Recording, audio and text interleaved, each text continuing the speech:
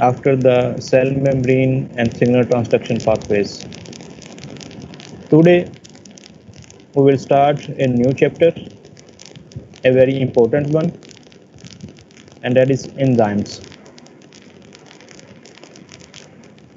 You must have an idea of enzymes as you have studied in your previous classes. Can anybody want to share his knowledge about the enzymes? Enzymes होते क्या हैं और क्या करते हैं और ये क्यों beneficial हैं body में? They catalyze the chemical reactions. Chemical Biologically reaction. active proteins. Okay, that's great. Enzymes are proteins. Number one, they speed up the reaction. Second, any other?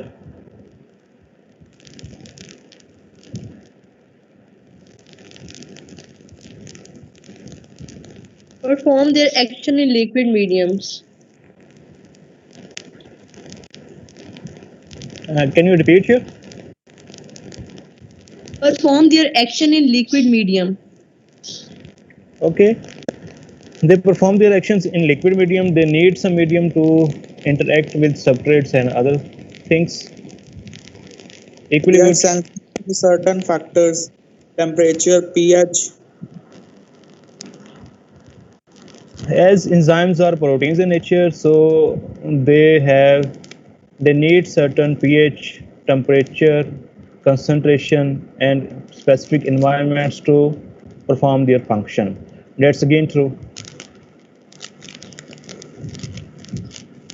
You have very well idea of the enzymes.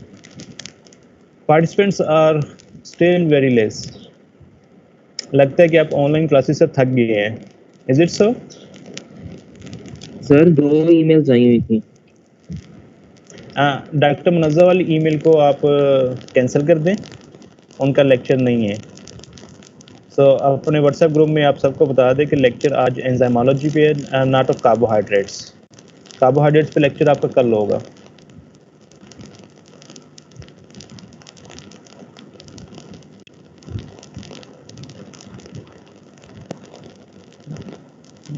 जो doctor Munazza वाली email है उसे आप फ़िलहाल skip कर दें और अपने व्हाट्सएप ग्रुप्स में भी उसे बता दें बाकी स्टूडेंट्स को. जिस तरह आप अटेंडेंस का लिंक शेयर करते हैं ना फौरी तौर पे, उसी तरह इसका भी कर दें.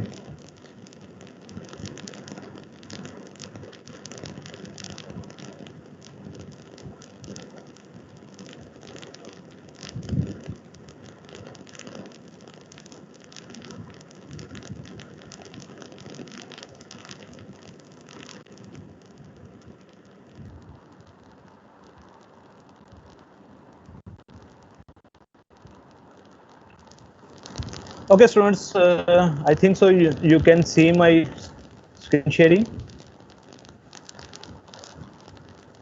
क्या आपको पावर पॉइंट स्क्रीन शेयरिंग नज़र आ रही है? Yes, sir. Okay good. अभी मुझे दोबारा बताइएगा, क्या अभी भी नज़र आ रही है? Yes, sir. That's good.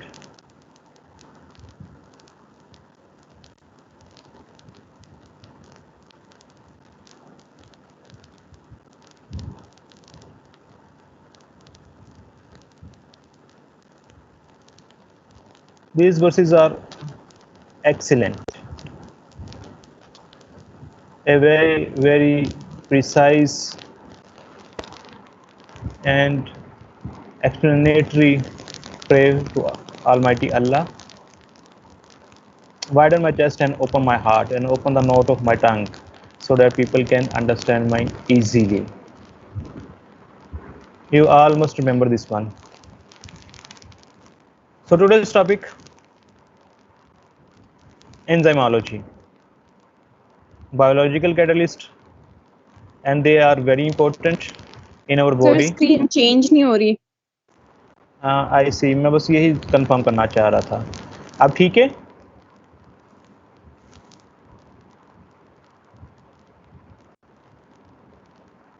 Yes, sir. अब change होगी. Okay good. So it means कि मैं इसे फुल साइज में नहीं कर सकता. एनी हो, doesn't matter. Enzymes are very important in industry, food industry, dairy products, certain other industries, and of course they are very important for our body. अगर enzymes ना हो तो शायद लाइफ भी ना हो. They have make our life so much easier.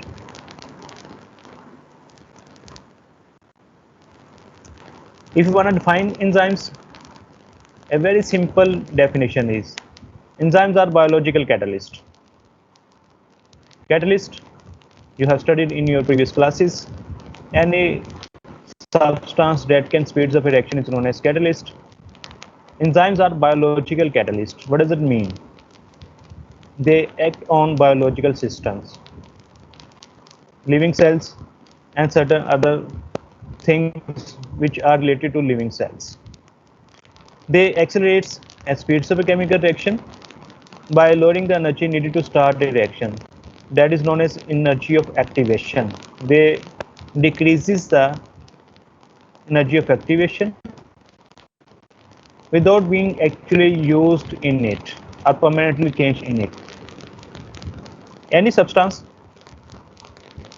that can accelerates a reaction, speeds up a reaction without being changed permanently in that reaction is known as enzyme. And keep in mind, enzymes are biological catalysts. They are not inorganic or other materials. A very important point related to enzymes. Enzymes cannot initiate any chemical reaction. Enzymes खुद start नहीं कर सकते, but ये increase कर सकते हैं.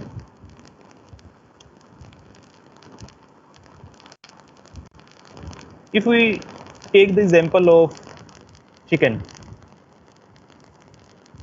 you have a piece of chicken, let's suppose leg piece. We cook it and then eat it. How much time it will take to digest a piece of chicken in our body? Any idea?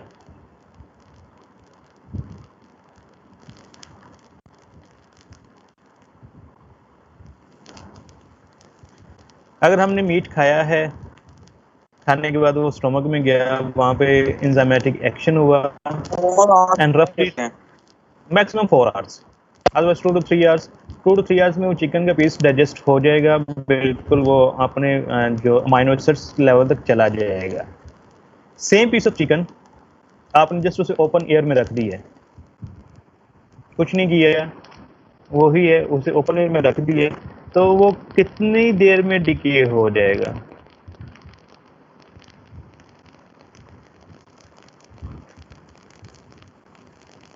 Another thing, हम bread तो खाते हैं, market से लेके आते हैं, daily सुबह नाश्ते में भी लेते हैं. अगर वो ब्रेड हम खाएंगे तो वो तो बड़ी इजीली 2 to 3 आवर्स से भी जल्दी, क्योंकि कार्बोहाइड्रेट्स है तो डाइजेस्ट हो जाएगी और बॉडी का पार्ट बन जाएगी. अगर उसी ब्रेड को हमने शेल्फ पे रख दी है तो कितनी देर वहाँ से गायब हो जाएगी? मीन्स कि वो ख़त्म हो जाएगी, डिग्रेड हो जाएगी, डिके हो जाएगी.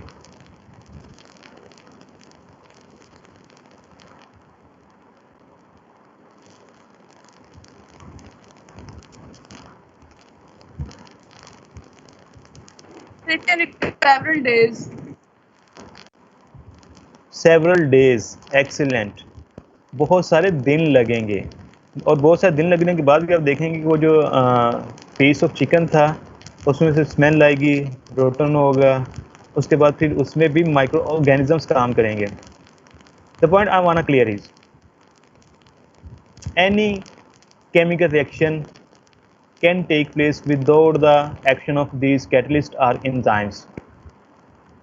अगर हम चिकन के पीस को रखेंगे तो या डबल रोटी के जो ब्रेड है उसके पीस को रखेंगे तो उस पर भी वो रिएक्शंस हो सकते हैं, but it will take a long time.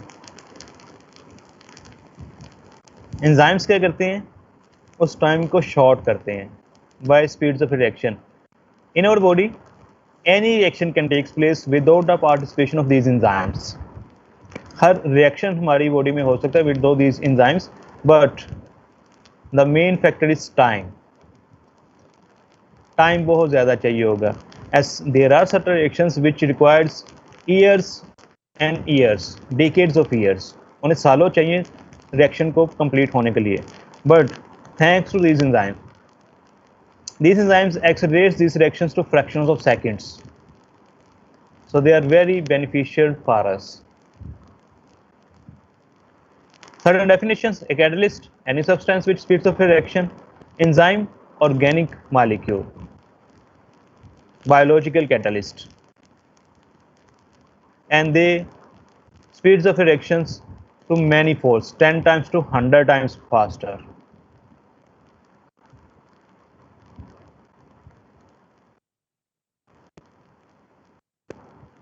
Here comes the concept of energy of activation. Every substance or reactant has its latent energy, and every product has again its own latent energy. But what is this energy of activation? It is a minimum amount of energy required to start any given chemical reaction, and a reaction cannot be initiated without achieving this energy of activation. जब तक reactants ये energy of activation achieve नहीं कर लेते, उतनी देर तक वो reaction start नहीं हो सकता. It's just like going uphill. आपने पहाड़ के पहले ऊपर जाना है चोटी तक, और उसके बाद फिर दूसरी तरफ उतरना है. उतरना आसान है, लेकिन ऊपर जाना जो है वो थोड़ा डिफिकल्ट है, and that is attainment of energy of activation.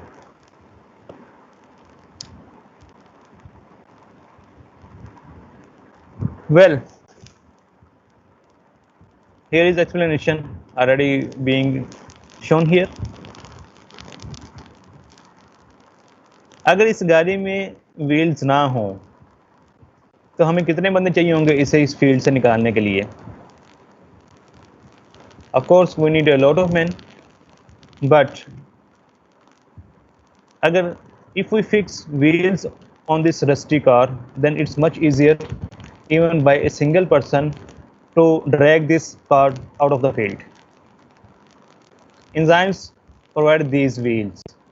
Enzymes provides the alternate ways to carry on a reaction.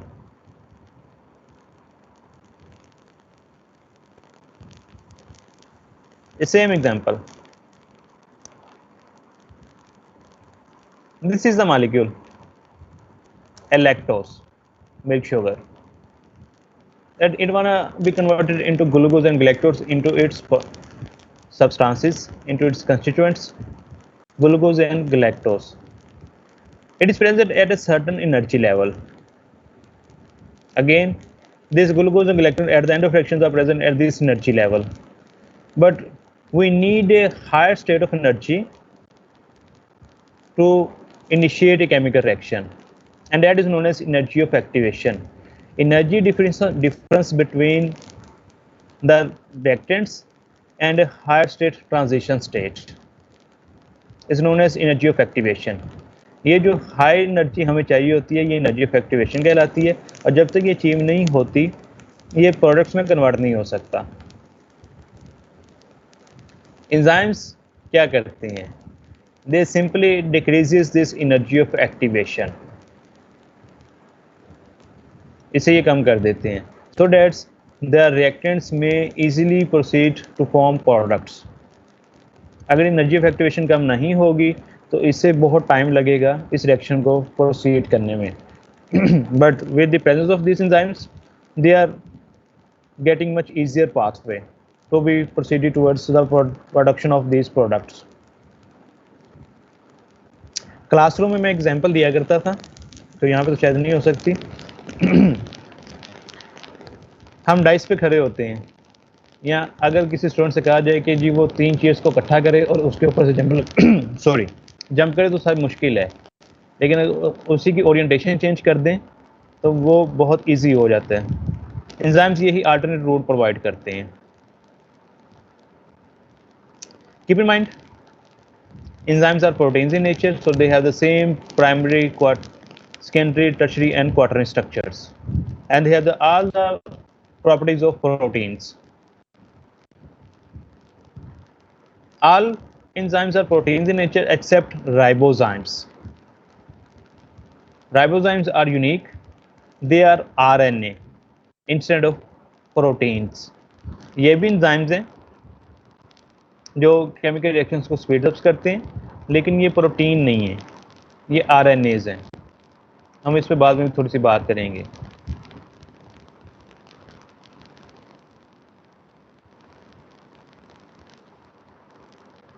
What are substrates? Reactants which bind with enzymes to form enzyme substrate complex, that is temporary association. Substrate and enzyme, then the binding, and this is known as temporary association of enzyme substrate complex. पहले enzyme substrate complex बनेगा, उसके बाद फिर products बनेंगे, products को लहदा कर दिया जाएगा और enzyme as it is अपनी full form में वापस आ जाएगा. Product and result of a reaction, active site where actual chemical reaction takes place. This one जो indented sites हैं.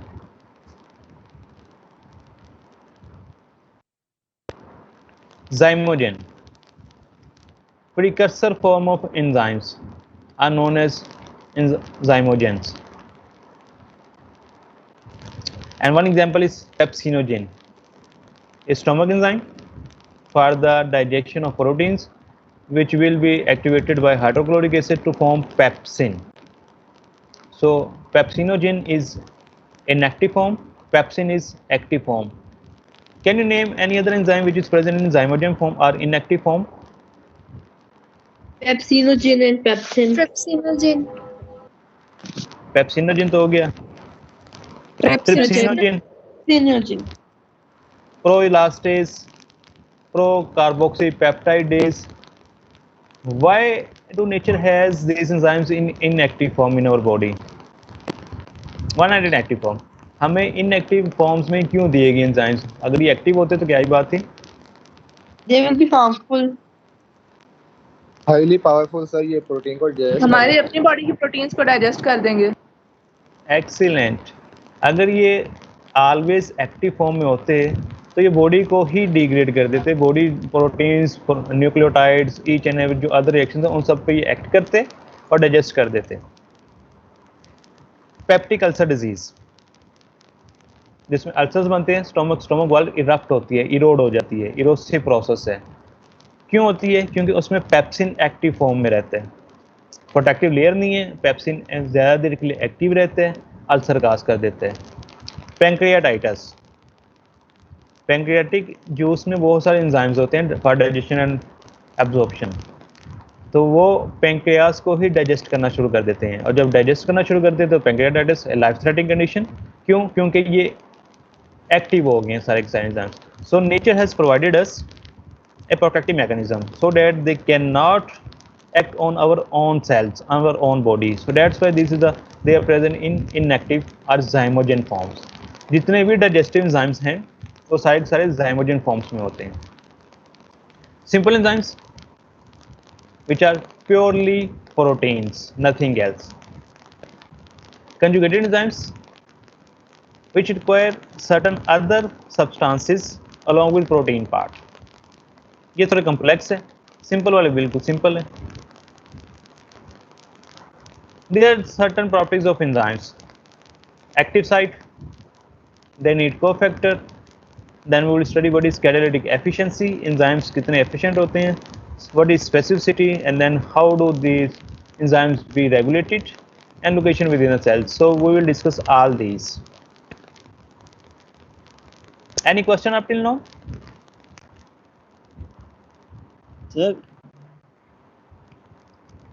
सर इस बात की समझ नहीं आई कि enzyme can't start reaction by, हम ये कहते हैं कि लोअरिंग द एक्टिवेशन एनर्जी, तो फिर ही स्टार्ट होगा ना. Would you please repeat your question in a big louder voice?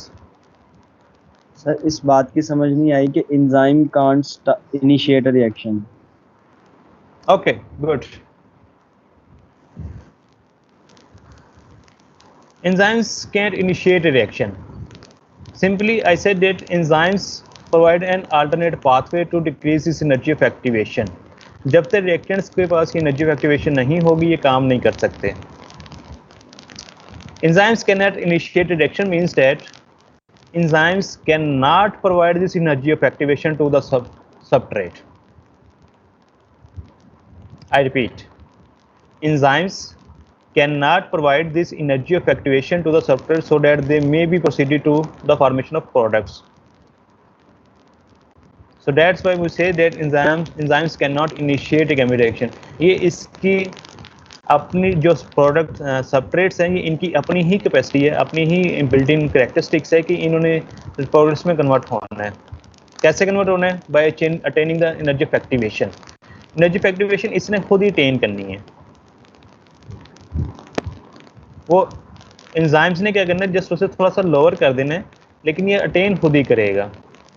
अगर एंजाइम्स नहीं है ये फिर भी रिएक्शन प्रोडक्ट में जो सबस्ट्रेट है प्रोडक्ट में कन्वर्ट होगा, लेकिन टेक टाइम ज़्यादा लगेगा क्योंकि इसे एनर्जी ऑफ एक्टिवेशन अचीव करने में बहुत टाइम लग जाएगा। एंजाइम्स रिएक्शंस को खुद स्टार्ट करते अगर वो इन्हें ये एनर्जी प्रोवाइड करना स्टार्ट कर देते, लेकिन एंजाइम्स ऐसा नहीं करते। एंजाइम्स फैसिलिटेट करते, काम खुद ही करना है। It's just like teachers. What do teachers do? Teachers facilitate the students in their study so that they might pass their exam, they might learn something. अब सीखना या एग्ज़ाम पास करना वो स्टूडेंट का अपना काम है, वो टीचर उसकी जगह जाके पेपर नहीं देगा। टीचर ने सिर्फ उसे फैसिलिटेट करना है कि वो अच्छी तरह प्रिपेयर्ड हो जाए, तैयारी कर ले, लेकिन एक्चुअल काम स्टूडेंट ने खुद ही करना है। In the same way actual काम सबस्ट्रेट्स ने खुद ही करना है, एंजाइम्स का काम क्या है, उन्होंने सिर्फ उसे फैसिलिटेट करना है। I hope so I have cleared my point. Is it so? Yes sir.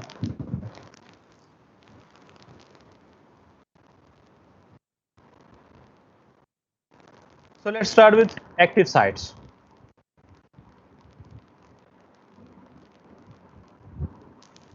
इसमें मैं वैसे एक एग्जांपल दिया करता था एनर्जी ऑफ एक्टिवेशन के हवाले से कि कैसे वो कम कर देते हैं। आप में से कुछ स्टूडेंट्स ऐसे होंगे जो मुल्तान रीजन के होंगे।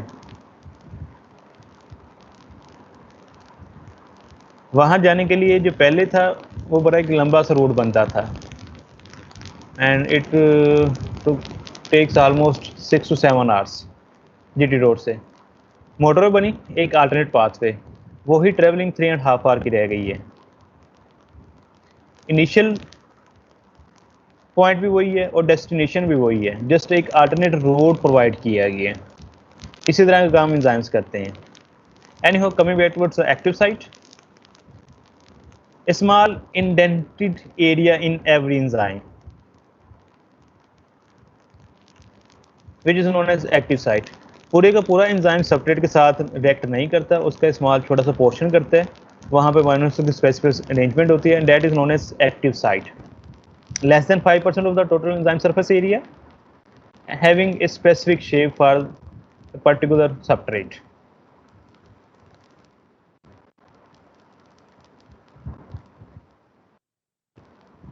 Active site can be further divided into 2 sites: binding site, catalytic site. Binding, which binds with the substrate, and catalytic, where actual reaction takes place. Catalytic action यहाँ पे होगा। Binding site and catalytic site, यहाँ पे एक effect मशहूर है, that is known as Circe effect. एक princess थी, महल में रहती थी, अपने खिड़की में विंडो में आती थी, हैंड वेव करती थी, उसे देख के बहुत सारे जो ना वो लोग महल की तरफ आते थे। That act as binding site. जब महल की तरफ आते थे तो वहाँ पे जो स्पाइस को पकड़ के कत्ल कर देते थे, यही उसकी गेम थी। That is known as Circe effect. So enzymes having a Circe effect, they have a binding site that attracts substrates. यहाँ का काम क्या है कि उसने अट्रैक्ट करना सबस्ट्रेट्स को, वहाँ बाइंड करे, जो पास आएंगे तो उसके बाद प्रोडक्ट्स में कन्वर्ट हो जाएंगे, कत्ल कर दिए जाएंगे। Circe effect and then catalytic effect.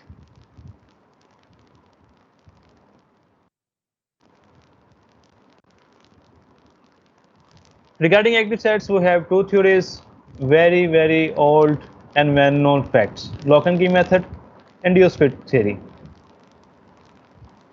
Lock and key, every enzyme has active site of a particular shape, and that would be open for a particular substrate, that is key. Lock and key method rigid है, पूरा enzymes rigid है, इसकी active site rigid है, वहाँ पे जब तक ये पर्टिकुलर एंजाइम्स या पर्टिकुलर सबस्ट्रेट आके अटैच नहीं होगा, ये एंजाइम्स काम नहीं करेंगे. This example, this active site is somewhat square, so we need a square substrate to be acted upon by enzyme.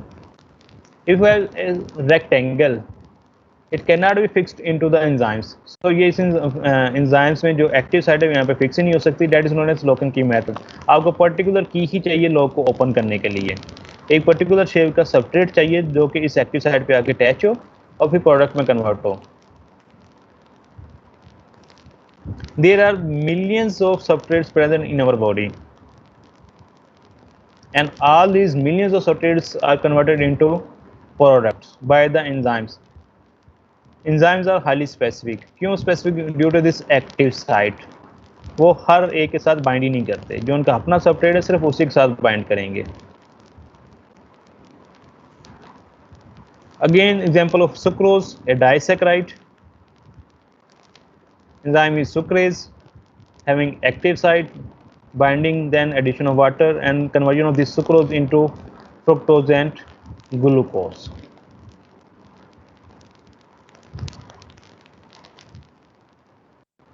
Induced fit model.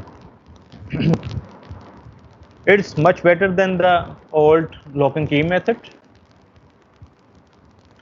Active sites are not rigid structures. They can alter their shapes with the binding of substrates. Proteins हैं, 3-dimensional structures हैं इनके पास. Active site rigid नहीं है, कोई proper shape नहीं है. इसकी proper shape कब बनेगी? जब कोई एक particular substrate आगे attach होगा. जब ये substrate आगे attach होगा उसके बाद इसकी proper shape बनेगी और shape बनने के बाद यहाँ पे एक chemical reaction होगा. That is known as induced fit model. That is much better than old lock and key method. Sir Yes. Sir अगर एक्टिव साइट जो है वो सबस्ट्रेट के मुताबिक चेंज करेगी शेप, तो फिर स्पेसिफिसिटी तो एंजाइम की ना रही ना.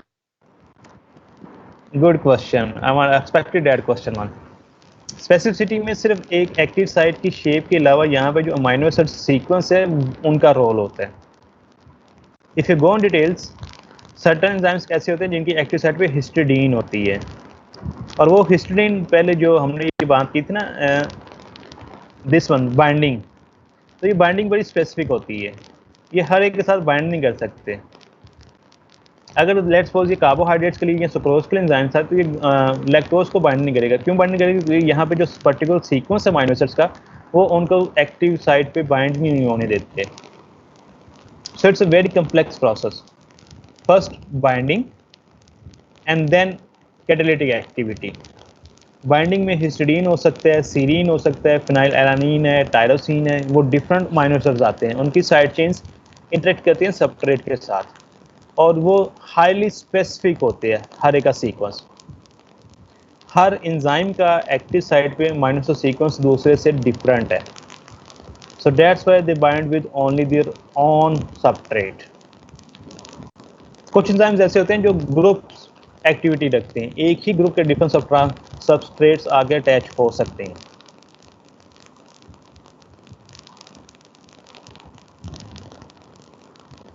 शेप ये बिल्कुल भी इरेगुलर नहीं है.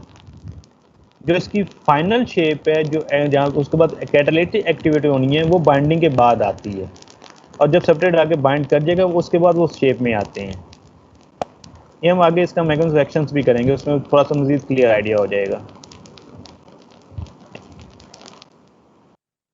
ये भी आपको मैं कुछ शो ही नहीं कर सकता बिकॉज इसके मुझे फुल स्क्रीन करनी है. फुल स्क्रीन पे ये शो नहीं होगा, so we simply skip it.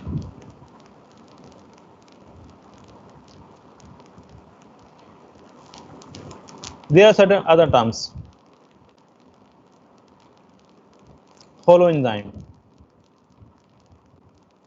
a complete enzyme having protein and non-protein components. जो कंजुगेटेड एंजाइम्स थे तो उसमें हमने बात की थी कि उनमें प्रोटीन के अलावा भी कुछ ना कुछ पार्ट्स दूसरे होते हैं. सिंपल एंजाइम्स में जस्ट प्रोटीन्स होती हैं. सो होलोएंजाइम, enzymes having protein and non-protein parts. Apoenzyme, incomplete enzyme without its non-protein part. ये सारे MCQs हैं.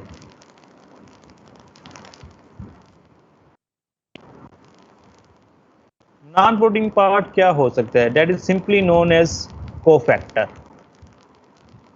Non-protein part of any enzyme is known as cofactor. We have two types of cofactors, organic and inorganic.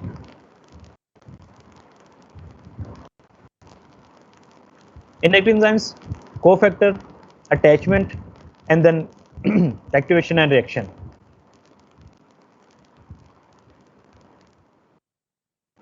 So we can divide cofactors into two parts, organic and inorganic. Organic, yes. तो जो apoenzymes हैं इनको cofactor की जरूरत ही नहीं है कि इनके पास है नहीं. एक्टिव एंजाइम्स की क्या बात की है आपने? सर इनको कोफैक्टर्स की जरूरत है कि नहीं है? एक तो बात इनके पास है नहीं, क्या ये बगैर कोफैक्टर के काम करेंगे? ओके, जो सिंपल एंजाइम्स हैं, कार्बोनिक एनहाइड्रेज को भी चाहिए होता है कोफैक्टर. कुछ उसमें देख लीजिएगा, कुछ एंजाइम्स ऐसे हैं जो सिंपल एंजाइम्स हैं, उन्हें किसी भी कोफैक्टर या नॉन प्रोटीन पार्ट की जरूरत नहीं होती, वो उसके बगैर ही एक्टिव होते हैं. जो कंजुगेटेड एंजाइम्स हैं उन्हें नॉन प्रोटीन पार्ट चाहिए. अगर नॉन प्रोटीन पार्ट नहीं है तो एक्टिव नहीं होगा, और उनका जो इनएक्टिव पार्ट है that is known as apoenzyme. अगर एलानिन अमाइनोट्रांसफेरेज ALT एंजाइम है, उसे पाइरोडॉक्सिल फास्फेट एक कोएंजाइम चाहिए होता है. अगर कोएंजाइम नहीं है तो वो एपोएंजाइम इनएक्टिव फॉर्म में होगा, ये एक्टिव नहीं होगा. फिर इसने एक्टिव उसी वक्त होना है जब इसके साथ आके नॉन प्रोटीन पार्ट अटैच होगा.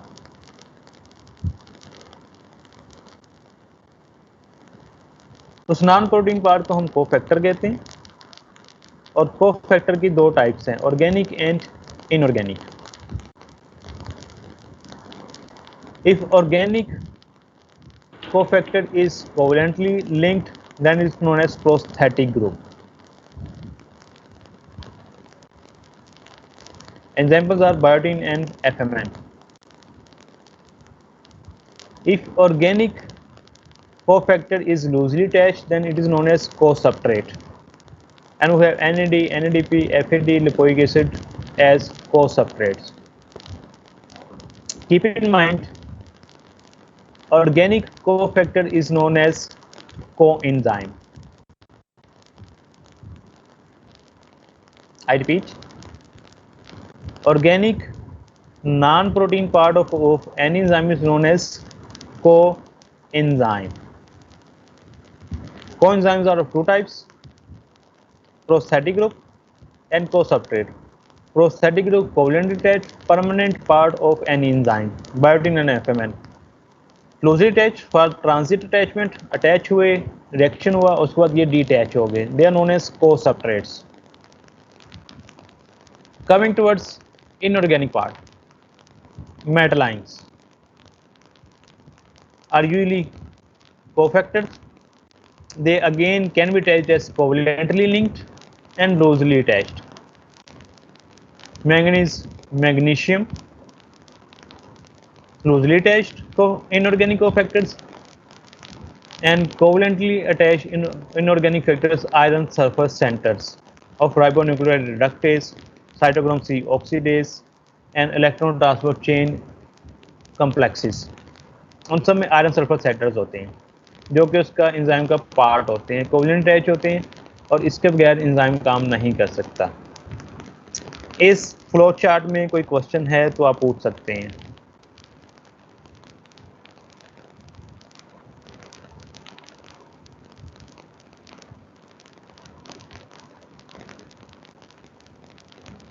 एक्सक्यूज मी सर, जो कोवलेंटली अटैच्ड हैं वो परमानेंटली अटैच्ड होंगे इनके साथ या वो भी डिटैच हो सकते हैं? Usually they are permanently attach. अगर परमानेंटली अटैच नहीं भी है तो वो कोवलेंटली अटैच होते हैं। कोवलेंटली अटैचमेंट उनका जो लिंकेज है वो बड़ा स्ट्रॉन्ग होता है। अगर बायोटिन की बात करते हैं तो कार्बोक्सिलेज एंजाइम्स हैं, pyruvate carboxylase and there are so many others.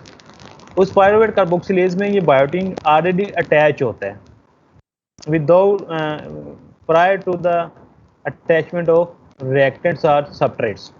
ये इसके साथ ऑलरेडी अटैच होता है, कोवलेंटली अटैच होता है।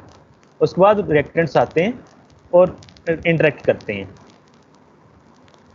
दूसरी अटैच जब रिएक्टेंट्स आ जाते हैं ये उस वक्त आते हैं, एंजाइम के साथ अटैच करते हैं, for the time being reactants को प्रोडक्ट्स में कन्वर्ट करते हैं और उसके बाद फिर ये सेपरेट हो जाते हैं। ये सेपरेट और नहीं होते, ये वहीं पे उनके साथ अटैच ही रहते हैं।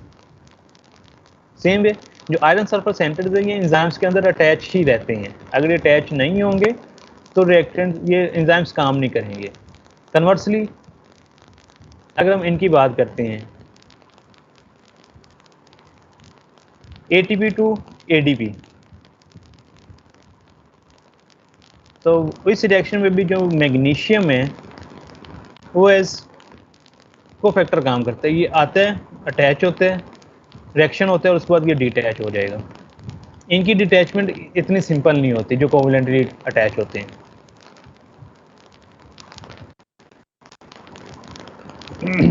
ओके, जो बुक्स आपने फॉलो करनी है दैट इज लिपनकोट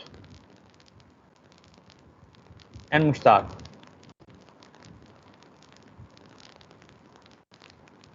ये जो फ्लो चार्ट बना हुआ है ये हार्पर से लिया गया। अब जो मैं बात करने लगा वो थोड़ी सी कंफ्यूजन वाली है। Harper says as non protein part of any enzyme is known as cofactor, either inorganic और organic. Organic are coenzyme, inorganic are metal ions. ज़्यादा सिंपल हो गया, इसमें तो कोई कंफ्यूजन नहीं है। No. Yes, sir. Okay. When you try to read Lippincott, Lippincott says that non-protein part of enzyme is of two types, that is coenzyme and cofactor. Coenzymes are vitamins related and cofactor is metaline. उसने इस heading को यहाँ main की बजाय यहाँ पे रखा है। एक को डिवाइड कर दिया कोएंजाइम्स में, दूसरे को कर दिया कोफैक्टर्स में। दोनों वेज ठीक है। Harper is much superior than Lippincott, so cofactor organic and inorganic ये दोनों तरह से आप इसे क्लासिफाई कर सकते हो। Both are equal. नीचे पार्ट सारा सेम है, जस्ट सिर्फ यहाँ पे थोड़ा सा इशू है। कोएंजाइम को सेपरेट कर दिया लिपनकोट ने और कोफैक्टर को सेपरेट कर दिया है। उसने कहा कि कोफैक्टर जस्ट इनऑर्गेनिक एलिमेंट्स होते हैं और कोएंजाइम्स जो बायोलॉजिकल ड्राइव्ड विटामिन्स हैं वहाँ से आएंगे।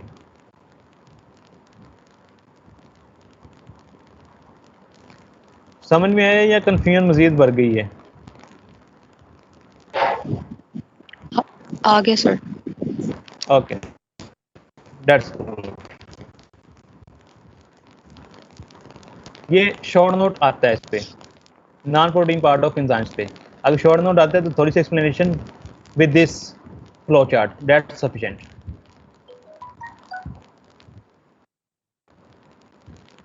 So these are certain coenzymes,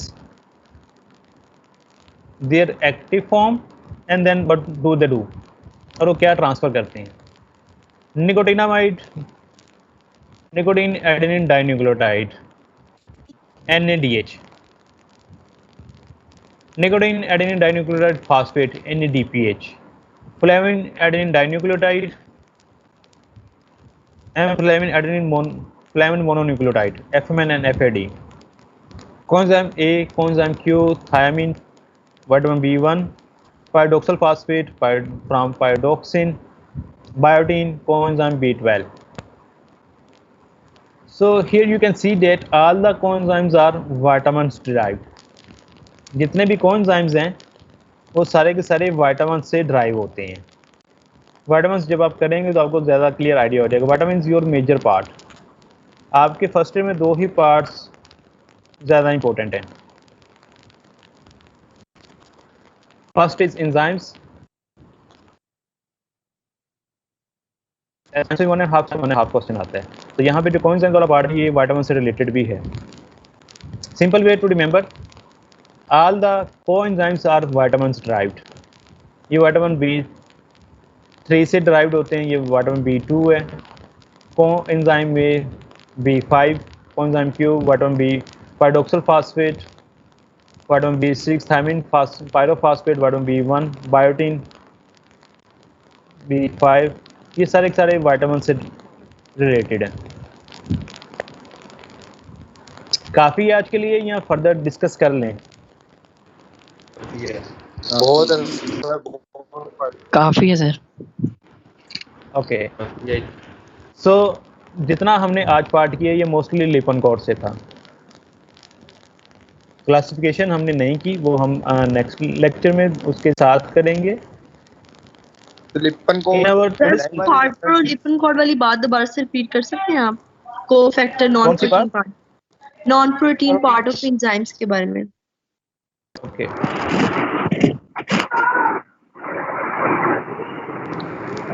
ये एक सिंपल एंजाइम है।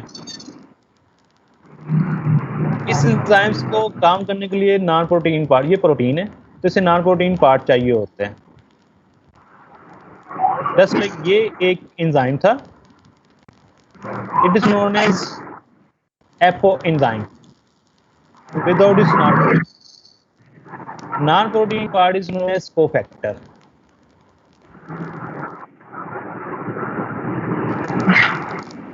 Apo enzyme what is non protein moiety holoenzymes. अगर इसकी बात करते हैं, ये एपो एंजाइम है, ये उसका नॉन प्रोटीन पार्ट है, और नॉन प्रोटीन पार्ट जब इसके साथ अटैच होगा तो इसे हम कहेंगे ये होलो एंजाइम, ये फंक्शनल एंजाइम बन गया। अब इस कोफैक्टर जो नॉन प्रोटीन पार्ट है ये 2 तरह के हो सकते हैं, organic, inorganic. Organics are vitamin derived, inorganics are metal ions.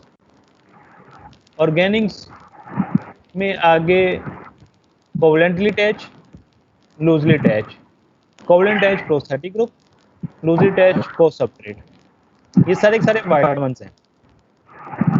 और इनऑर्गेनिक में iron sulphur atom, copper, magnesium, sodium and there are so many, zinc, ये सारे के सारे इनऑर्गेनिक कोफैक्टर्स हैं, और ये एज लूजली अटैच भी हो सकते हैं, कोवलेंटली अटैच भी हो सकते हैं।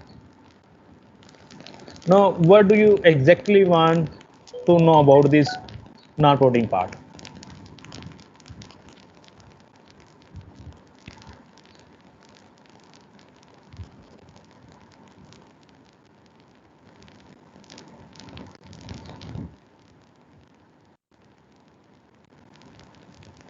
I'm not hearing you. Sir जो आप कह रहे थे कि हार्पर में डिफरेंट दिया हुआ है और लिपन में डिफरेंट है, सर वो डिफरेंस बता दें। ओके, हार्पर का कहना ये है कि जो नॉन प्रोटीन पार्ट है that is known as cofactor,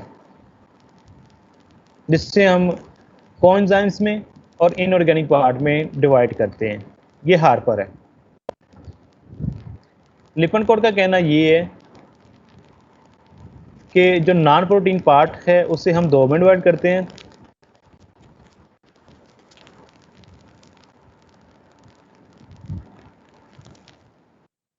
non protein part of enzymes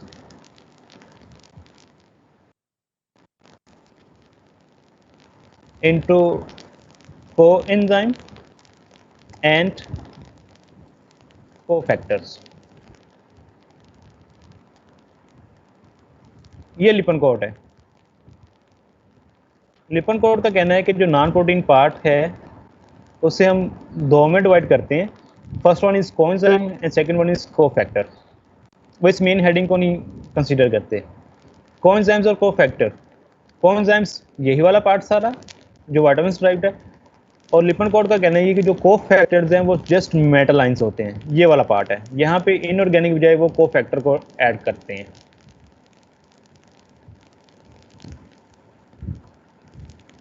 अभी भी समझ में नहीं आया?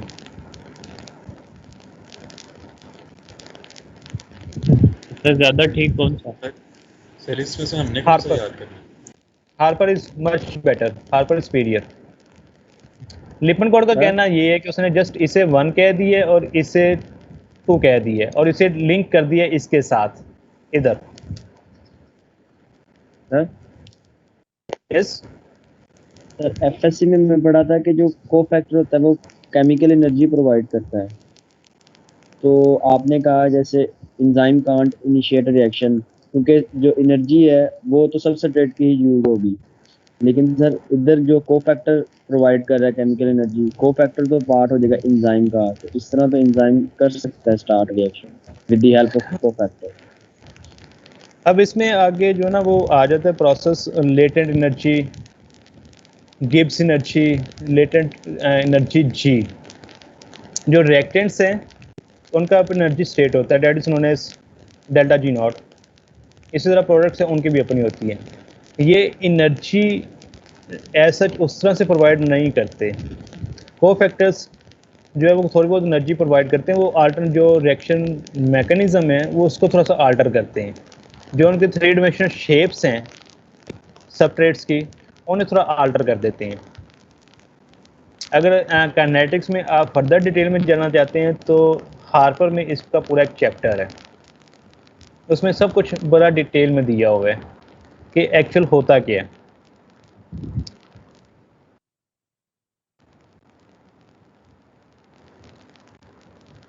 ये जो इसका एनर्जी स्टेट है ये कांस्टेंट है, जो भी लैक्टोज होगा वो उसका एनर्जी लेवल यही रहेगा।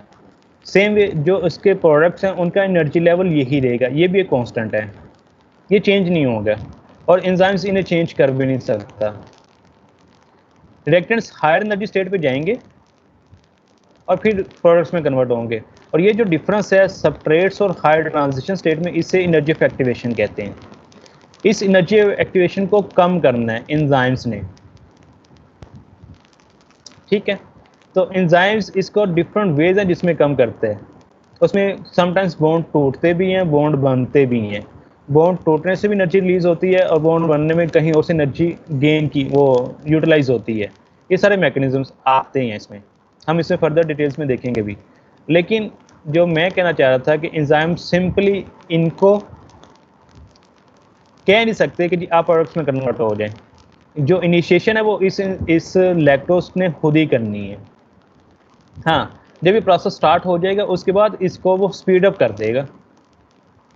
इसकी एनर्जी स्टेट को और इसकी एनर्जी स्टेट को ये चेंज नहीं कर सकता कि ये इसे एनर्जी प्रोवाइड करे यहाँ पे एंजाइम और वो अपहिल चला जाए फिर प्रोडक्ट में कन्वर्ट हो जाए। इसमें बहुत ज़्यादा डिटेल्स में अगर आपको चाहिए तो फिर गो फॉर हार्पर। हार्पर में पूरे पूरा चैप्टर दिया हुआ है।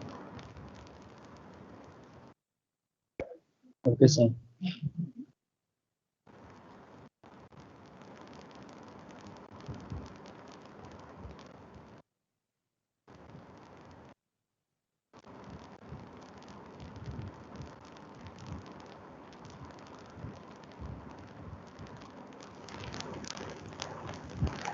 एंजाइम्स एक वाहिद ऐसा टॉपिक है जो जितना सुपरफिशियल होगा उतना इजी है। जैसे जैसे आप इसके डेप्थ में जाएंगे ये कम्प्लेक्स होता जाएगा, कॉम्प्लिकेटेड होता जाएगा। आपके लेवल पे हमें जस्ट अभी सुपरफिशियल नॉलेज ही चाहिए, बहुत ज़्यादा डेप्थ में नॉलेज रिक्वायर्ड नहीं है। Again if you need to go for depth knowledge then study Harper. Harper में वो सारे के सारे मैकेनिज्म्स दिए हुए हैं, तो क्या करते हैं और कैसे करते हैं।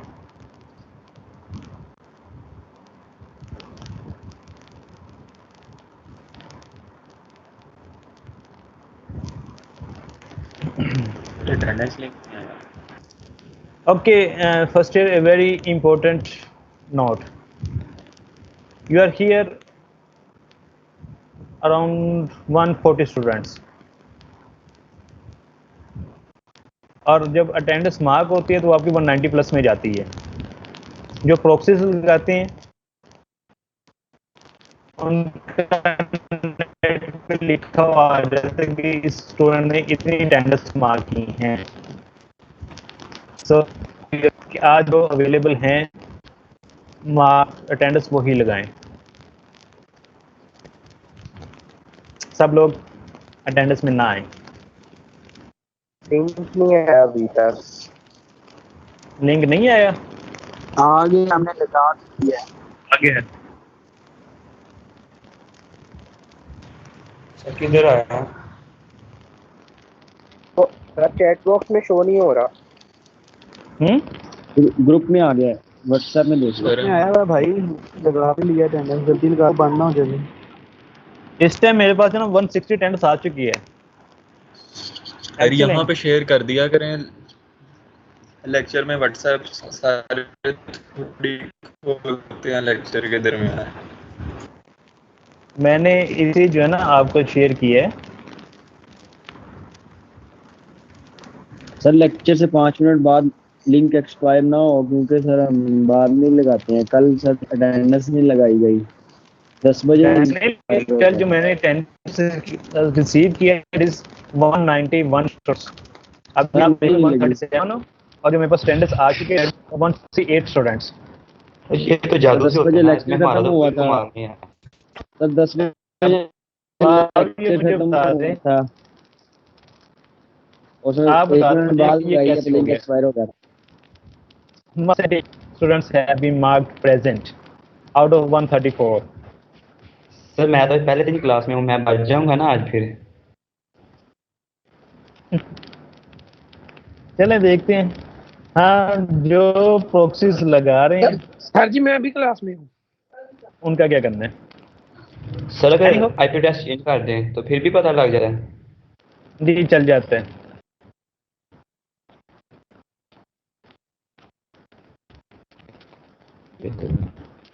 जो लोग सर करते VPN से हैं हाँ जी, एक जो ना पहले सकती है।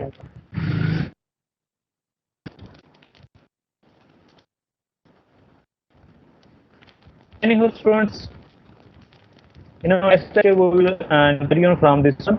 कौन से हमसे और उसके बाद फिर क्लासिफिकेशन भी हम होपफुली नेक्स्ट लेक्चर में कर सकते हैं।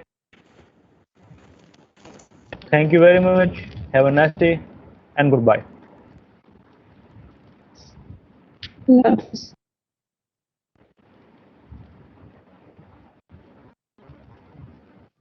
अल्लाह हाफिज़।